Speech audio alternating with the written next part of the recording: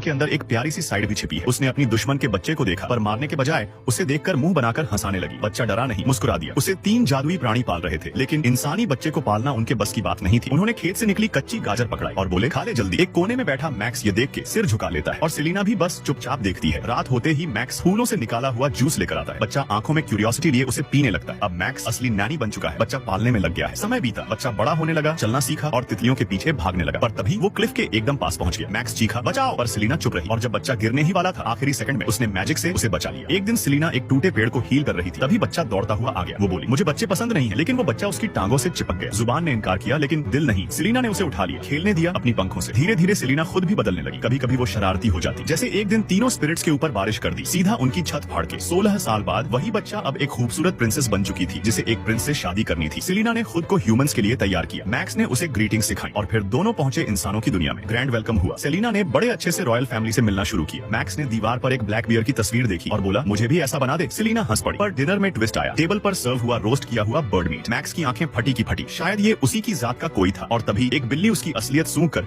उसकी तरफ झपटी। सेलिना ने तुरंत मैजिक से सब रोक दिया, मैक्स की जान बचाई। लेकिन क्वीन ने सबके सामने सेलिना को इंसल्ट कर दिया। कहा तुम इंसानी बच्चा पालने लायक नहीं। इतना ही नहीं, उसके गार्ड्स ने उस पर हमला कर दिया। सेलिना पानी में गिर गई। मैक्स पकड़ा गया, पर अगले ही पल सेलिना ने मैक्स को जायंट ब्लैक बेयर में बदल दिया। पैलेस में तबाही मच गई और फिर सेलिना ने क्वीन को सजा दी, उसे गोट बना दिया। प्रिंस ने जैसे ही अपनी माँ को देखा होश उड़ गए। मैक्स बोला अब तो समझ गए ना, सेलिना को लाइटली मत लेना।